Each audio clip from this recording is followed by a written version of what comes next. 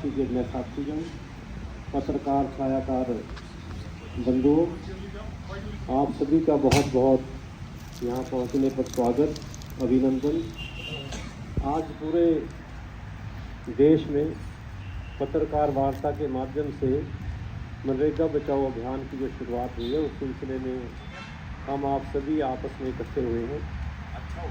मनरेगा बचाओ अभियान, जहां कांग्रेस पार्टी की हमेशा एक सोच रही है कि गरीब आदमी, मजदूर, दिहाड़ीदार के पेट पालन का इंतजाम किया जाए, और वहीं कहीं ना कहीं धर्म के नाम पर भारतीय जनता पार्टी जो लगातार राजनीति करती आ रही है, धर्म के नाम पर समाज को बांटना, धर्म के नाम पर जो मनरेगा, जो देश की आज़ादी में एक हमारे राष्ट्रपिता महात्मा गांधी जी का एक बहुत बड़ा योगदान रहा, और उनके नाम पर एक ऐसी योजना बनाई गई कि कोई भी व्यक्ति गांव का हो, कोई योग्यता, उसकी कोई योग्यता का आधार नहीं, जो भी कोई काम मांगे उसे 15 दिन में उसे रोजगार देना पड़ता था। और यह केंद्र सरकार सुनिश्चित करना उसका एक काम था।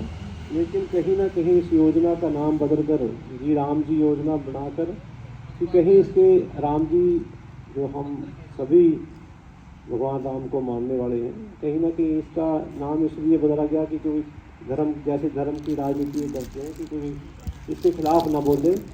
और जहां पूरी जिम्मेदारी केंद्र सरकार की थी, वहीं ना वहीं कहीं प्रदेशों पर इसका बोझ डालकर और अपनी जिम्मेदारी से भागने का जो प्रयास किया गया। पहले भी पूरी रोजगार नहीं दिया जाता था, अब हरियाणा प्रदेश हो या पूरे देश में जितने प्रदेश हैं, उनकी अपनी जिम्मेदारी है, उसको वह निभाएं ना निभाएं, इसलिए यह सुनिश्चित नहीं। बिजली बढ़ाने का 125 दिन तो कर दिए, लेकिन रोजगार मिले ना मिले इसकी कोई गारंटी नहीं। कांग्रेस पार्टी की यह सोच है, जो यह अभियान चलाया जा रहा है, कि गारंटी और जवाबदेही बीजेपी की एक जिम्मेदारी है, सुनिश्चित करें। और जो नाम बदला गया, जो हमारे देश की आज़ादी में महात्मा गांधी जी का, राष्ट्रपिता महात्मा गांधी का अहम योगदान दिया, उस नाम को तुरंत वापस लिया जाए। और गारंटी की योजना जो है 125 दिन की, उस पर भी विशेष तौर से अपनी सुनिश्चित योजना बताई जाए। और इसके लिए हमारी मनरेगा बचाओ अभियान जो आज से शुरू हुआ है, इसके बहुत एक लंबा कार्यक्रम चलेगा, उपवास भी रखा जाएगा कल को, तो सभी बातें विस्तार से हमारे अंदर सभी साथी बताएंगे। तो मैं आपसे अनुरोध करता हूँ कि जो गरीबों के साथ यह सरकार अन्याय करने में लगी हुई है, जो बेरोजगारी लगातार बढ़ रही है, महंगाई बढ़ रही है, और कहीं ना कहीं योजनाओं को यह जो ख़त्म करने की सरकार की एक, केंद्र सरकार की एक योजना है, इस पर आप हमारा साथ दें और इस मुद्दे को ज़्यादा से ज़्यादा अपने अखबार के माध्यम से उठाने का, उन पीड़ितों तक आवाज़ उनकी बुलंद हो, इसलिए हम आपसे भी आपका सहयोग मांगते हैं। धन्यवाद, नमस्कार। हमारे बीच में यहाँ पर हमारे जिला अध्यक्ष संजय जी और लहरी सिंह जी, प्रदीप जी, रणदीप जी और रणधीर राणा जी और पवन विजय बंसल जी यहाँ पर हमारे बीच में उपस्थित हैं। मुकेश जी हैं, संजीव भारद्वाज जी हैं। आज जो हमारा यहाँ पर मुद्दा है वो मनरेगा के तहत है, जो कि इस सरकार की नीयत है कि गरीबों को अधिकार ना दिया जाए, गरीबों की जो मजदूरी तक है उसको भी छीनने की कोशिश की गई है, कि किस तरह से गरीब अपना गुजारा कर रहे हैं, किस तरह से आराम से गरीब रह रहे हैं। कांग्रेस पार्टी ने 2005 में हमारे जो प्रधानमंत्री थे डॉक्टर मनमोहन सिंह ने मनरेगा जो है स्टार्ट किया था, और उसके तहत गरीब ग्रामीण परिवारों को काम पाने का कानूनी अधिकार दिया गया था, जिसको कि इस सरकार ने ख़त्म कर दिया है। ये कानूनी अधिकार की जगह स्कीम बना दी गई है, कि ये सरकार की इच्छा होगी कि उनको बेनिफिट दिया जाए या नहीं दिया जाए। और दूसरी बात, पहले ये केंद्र सरकार के पास था, केंद्र सरकार सारा बजट देती थी, लेकिन अब ये राज्य सरकारों के अधीन भी कर दिया गया है 40%, जिससे कि राज्य सरकारों पर ज़्यादा वजन आ गया। और अगर राज्य सरकार कोई अच्छी स्थिति में नहीं है, आर्थिक स्थिति अच्छी नहीं है, तो वो इसको ख़त्म भी कर देगी। तो इस तरह से हम देख सकते हैं कि किस तरह से गरीबों का अधिकार ख़त्म किया जा रहा है। जो गरीब मजदूर था, 100 दिन की उसको मजदूरी की गारंटी दी जा रही थी, और जो दूसरे राज्यों में से पलायन होके इधर शहरों की तरफ लोग मजदूर आ रहे थे, उनको बंद करने के लिए मनरेगा स्टार्ट किया गया था। और ये एक गारंटी थी, एक अधिकार था, एक कानून बना दिया गया था जिसके अगेंस्ट की वो कोर्ट में जा सकते थे। लेकिन अब ये ख़त्म कर दिया गया, और सबसे ज़्यादा जो नुकसान हुआ, ये महिलाओं को नुकसान हुआ। पूरे देश की 60% महिलाएं जो हैं मनरेगा से लाभान्वित थी। लेकिन और जो अगर मैं हरियाणा की बात करूं, हरियाणा में 58.1% महिलाएं जो हैं मनरेगा से लाभान्वित हैं। और ये सरकार दावा करती है महिला सशक्तिकरण का, लेकिन आप देख सकते हैं कि किस तरह से इन कानूनों की धज्जियां उड़ाई जा रही हैं और नाम बदले जा रहे हैं। नाम बदलने की ज़रूरत नहीं होती, काम दिखाने की और काम करने की ज़रूरत होती है।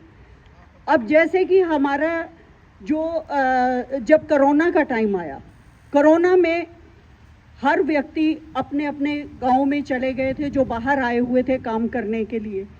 तो अगर मनरेगा थी तो उनको एक मजदूरी की, अपने जीवन यापन की कोई भी मुश्किल नहीं आई। दूसरा ये था कि पंचायतों के पास ये था कि पंचायतें जो मनरेगा के मजदूर थे उनको काम देती थी, अब वो भी छीन लिया गया है। तो इस तरह से आप सोच सकते हैं कि ये सरकार किस तरह से मजदूरों के साथ, किस तरह से गरीबों के साथ धोखा कर रही है, और स्कीम नाम बदल कर और सिर्फ एक वायदे करने के लिए और एक स्कीम्स लागू करने से नहीं कुछ होता। हमें उस पर किस तरह से किसको फ़ायदा मिलेगा उस बात को सोचना है। और कांग्रेस पार्टी हमेशा गरीबों के साथ रही है, और हमारे ये इसका जो मनरेगा अभियान हमने चलाया है कि मनरेगा अभियान दोबारा से स्टार्ट हो, मनरेगा के ही जो कानून थे वो स्टार्ट हो, और कानूनी तौर पर ही इसका अधिकार मिले गरीबों को, कि ये गारंटी मिले हमें। और 400 रुपये जो वेतन है, मैक्सिमम 400 रुपये वेतन मजदूरों को दिया जाए, क्योंकि कांग्रेस पार्टी के टाइम हर साल वेतन में बढ़ोतरी होती जाती थी।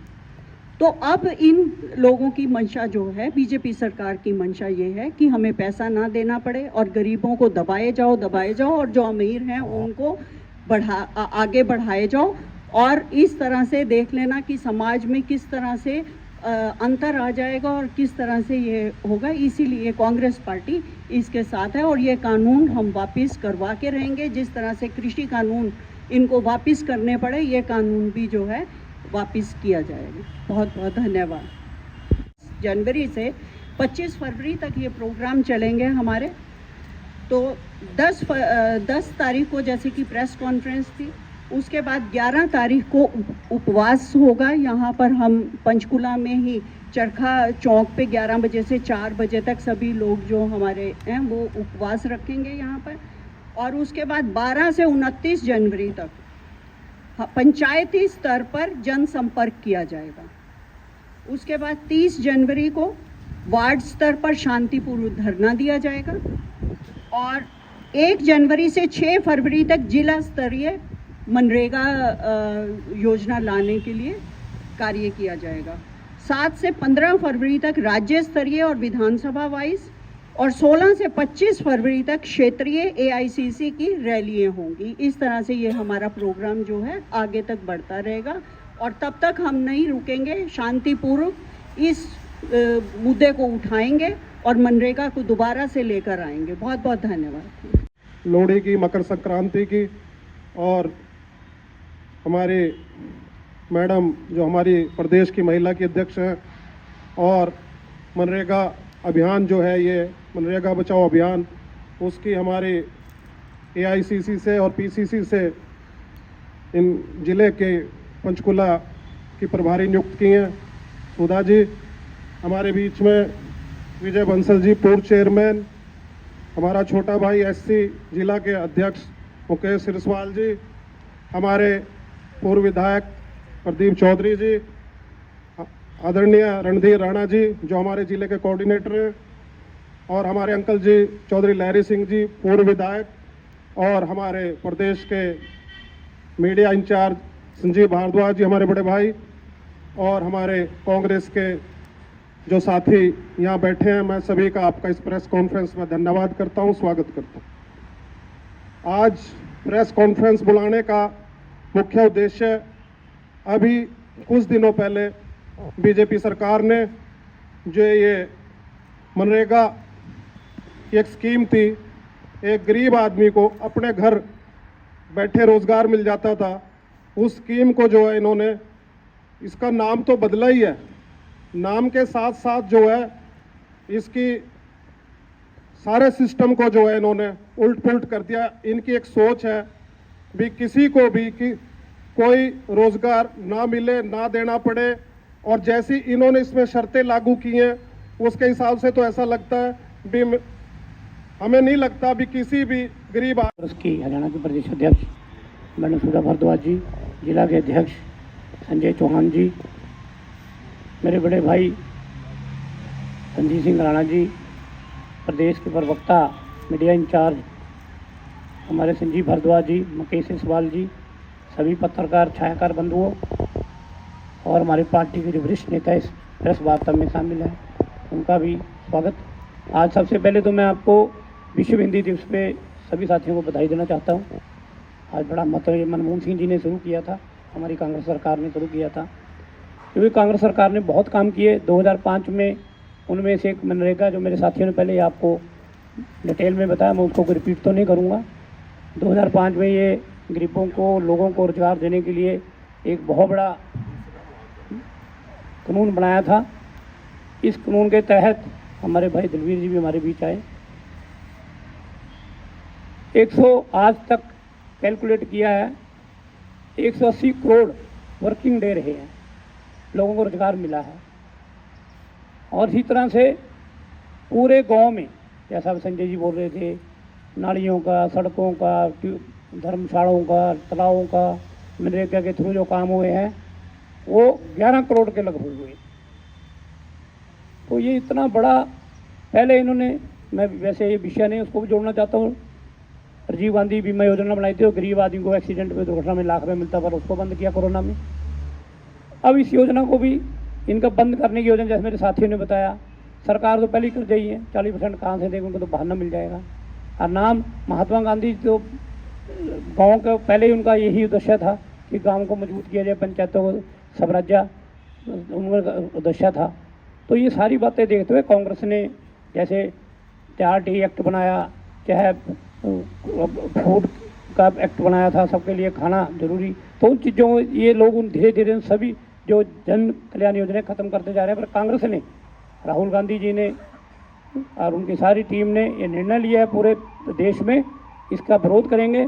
और जो इन्होंने ये कानून एक्ट बनाया है, जो अधिसूचना जारी की है, इसको रद्द कराने के लिए, संशोधित जो है दोबारा से मनरेगा को लागू कराने के लिए हम सब साथी आपके माध्यम से, क्योंकि प्रेस एक चौथा स्तंभ है लोकतंत्र का, आपके माध्यम से भी, सभी के माध्यम से इसकी लड़ाई लड़ेंगे। और जैसे मेरे भाई बोल रहे थे किसानों वाला, उससे भी बड़ा कानून है, इसको हम बदलवाएंगे, ऐसा हमारा विश्वास है। जय हिंद, शुक्रिया। संजय चौहान जी ने, विजय बंसल जी ने लगभग सब बातें आपको बता दी। इससे मैं और ऐड करना चाहता हूँ। सही बात तो ये है कि इसका राजनीतिकरण करने जा रही है भारतीय जनता पार्टी। पहले जो भी सेंटर से पॉलिसीज आती थी वो आम आदमी तक पहुंचती थी, उन्होंने बीच में एक बैरियर कर दिया स्टेट। अब स्टेट के जो अधिकारी हैं, स्टेट की जो सरकार है, वो उनके ऊपर डिपेंड करता है कि वो मनरेगा को लागू करे या ना करे।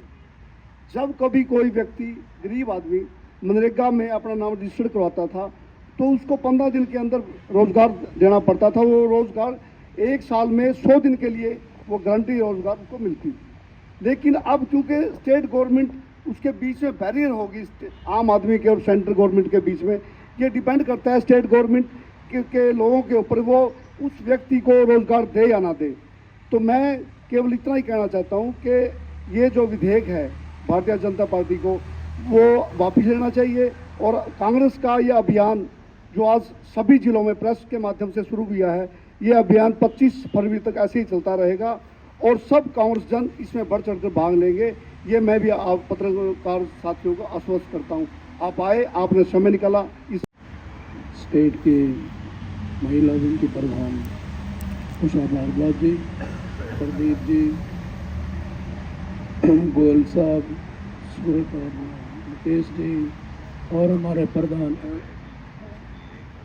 हमारे संजय जी और स्टेट के मीडिया के भारद्वाज जी और राणा जी, पत्रकार बंधुओं और साथी।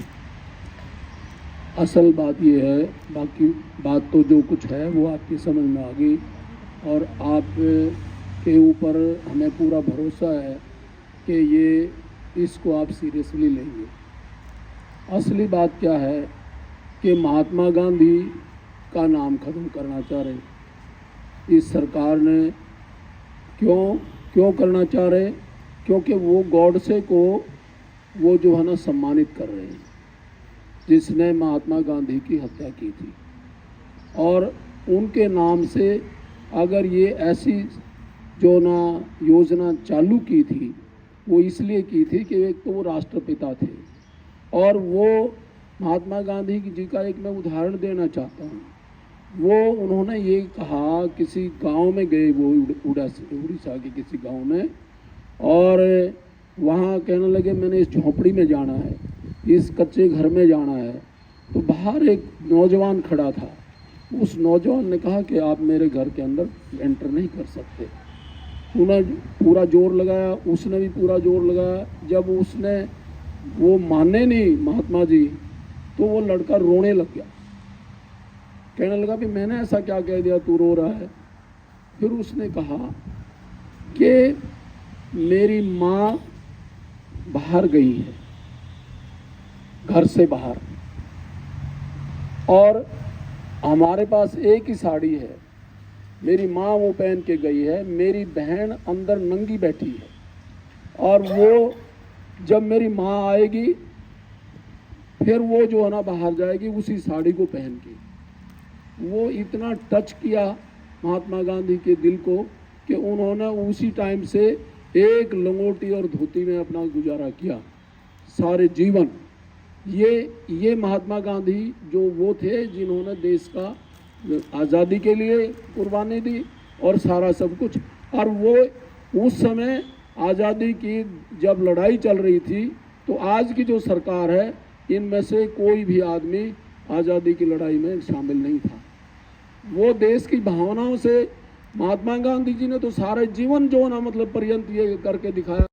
मैं कोई आपसे जब तारुफ करूंगा तो जो हमने हमारी AICC ने जो विरोध किन वजह से किया है वो कंपैरिजन जो है सिर्फ वो ही मैं पढ़ के आपको सुनाऊंगा ताकि सभी को देखिए। सबसे पहले बात तो मैं अपने जो सम्मानित मंच है इसकी परमिशन के बाद मैं आपको बताना चाहूँगा, देश की जो भी आवाज़ दुख दर्द की है वो आपके माध्यम से ही सरकारों को जाएगी, सरकारों की नींद खुलेगी। हम लोग एक जरिया हैं, असली कारक तो आप ही लोग हैं। आपके अलावा ये बातें सरकार अपने गलत डिसीजन, जब तक आप मजबूती से इन बातों को नहीं उठाओगे, सरकार अपना कोई डिसीजन, चाहे वो मोहम्मद तुगलकी डिसीजन हो, उसको वापस नहीं लेंगे जब तक आप मदद नहीं करोगे। पहली बात। दूसरी बात, हम जो इस स्कीम का हमारी कांग्रेस पार्टी जो विरोध कर रही है उसके मेन मुद्दे हैं। अब हर परिवार को 100 दिन में कानूनी गारंटी मिलती थी पहले, हर परिवार को हर गांव में काम की कानूनी गारंटी मिलती थी। अब आपके पास कोई कानूनी गारंटी नहीं है किसी मजदूर के पास। काम केवल मोदी सरकार द्वारा चुने गए गांव में ही मिलेगा, हर गांव में नहीं मिलेगा। पहला इसका ये एक माइनस पॉइंट है जो कि सरकार ने बड़ी चालाकी से 125 दिन करके ये बातें छुपा रखी हैं। दूसरा पॉइंट, आप पूरे साल काम की मांग कर सकते थे, आपको कानूनी न्यूनतम मजदूरी की गारंटी दी गई थी। अब फसल कटाई के मौसम में आपको काम नहीं मिलेगा। मोदी सरकार आपकी मजदूरी अपनी मर्जी से मनमाने ढंग से तय करेगी। पहले सेट मजदूरी थी, जो कि अब सरकार सेंटर के हाथ में सब कुछ उन्होंने ले लिया, वो ही तय करेगी। उसके बाद तीसरी बात है, आपको पंचायत के माध्यम से अपने ही गांव के विकास के लिए काम मिलता था। आपके काम में मनरेगा, मेट और रोजगार सहायकों का सहयोग मिलता था। अब आप कहां और क्या काम करेंगे, यह मोदी सरकार अपने मनपसंदीदा ठेकेदारों के माध्यम से मनमाने ढंग से तय करेगी। अब आपके किसी भी मेट या रोजगार सहायक का सहयोग नहीं मिलेगा। यानी सारी चीजें सेंट्रलाइज करके अपने हाथ में ले ली। जो हमारे मनमोहन सिंह जी की सोच थी, जो हमारे नेताओं की सोच थी कि सबके हाथ में सब अधिकार हों और सब खुश रहें, अब मात्र दो हम, हमारे दो, पांचवा कोई नहीं, इस सिद्धांत पे मौजूदा सरकार, चाहे वो केंद्र की हो चाहे वो हमारे प्रदेश की हो, इस नियम पे काम कर रही है। फिर उसके बाद आपकी मजदूरी का 100% भुगतान केंद्र सरकार करती थी, इसलिए राज्य सरकार बिना किसी चिंता या कठिनाई के आपको काम उपलब्ध कराती थी। अब राज्य सरकारों की आपकी मजदूरी का 40% हिस्सा जो है वो राज्य सरकार देगी और 60% हिस्सा सेंटर देगी।